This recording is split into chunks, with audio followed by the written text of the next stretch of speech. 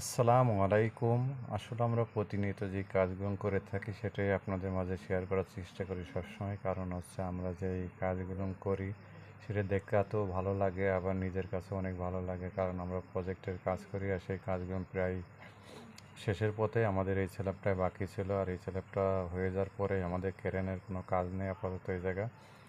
পরবর্তীতে আমাদের যে টুকটাক যে কাজগুলো আছে সেগুলো আমাদের বেশিরভাগ হাতেই করতে হবে, কারণ উপরে সীমিত কাজ আছে। আর সেই কাজের ভিডিও আপনাদেরকে পরবর্তীতে দেখানোর চেষ্টা করব, কারণ আমরা সবসময় আমরা যে কাজগুলো করি সেইটাই আপনাকে দেখানোর চেষ্টা করি।